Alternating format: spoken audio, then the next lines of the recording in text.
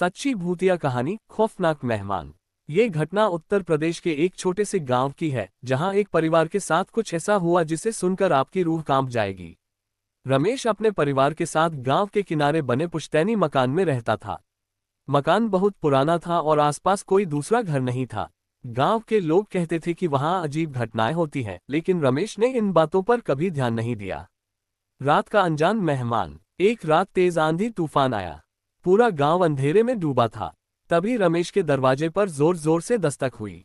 कौन है? रमेश ने आवाज लगाई। कोई जवाब नहीं आया, सिर्फ दस्तक बढ़ती गई। हिम्मत जुटाकर उसने दरवाजा खोला। बाहर एक अधेड़ उम्र की औरत खड़ी थी, फटे पुराने कपड़ों में, बिखरे बाल, लाल आंखें। बेटा, क्या एक रात के लिए आसरा मिल सकता है? उस औरत की आवाज अजीब सी थी। रमेश को कुछ अजीब तो लगा, मगर गांव के संस्कारों के चलते उसने उसे अंदर बुला लिया।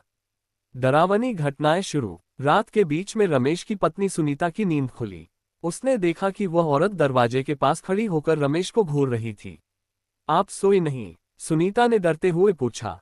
औरत मुस्कुराई, मगर उसकी मुस्कान इंसानी नहीं लगी। उसके चेहरे की बनावट अजीब सी हो गई, मानो उसकी हड्डियां हिल रही हों। अचानक वह जमीन से कुछ इंच ऊपर उठ गई। अब सुनीता की चीख निकल गई। रमेश जागा और देखा कि औरत हवा में तैर रही थी। उसकी आंखों से खून टपक रहा था। सच का खुलासा। रमेश ने किसी तरह हनुमान चालीसा पढ़नी शुरू की। तभी वो औरत एक भयंकर चीख के साथ गायब हो गई। सुबह गांव वालों को जब ये घटना बताई गई, तो उन्होंने बताया कि वो औरत सालों पहले इसी घर में मरी थी। उसने यहाँ आत्महत्या कर ली थी और तब से उसकी आत्मा भटक रही थी। उस दिन के बाद रमेश ने वो घर छोड़ दिया। गांव वालों ने वहां हवन करवाया, लेकिन आज भी कुछ लोग कहते हैं कि उस मकान से रात में किसी के चलने की आवाज आती है। क्या आप कभी ऐसे किसी साए से मिले हैं?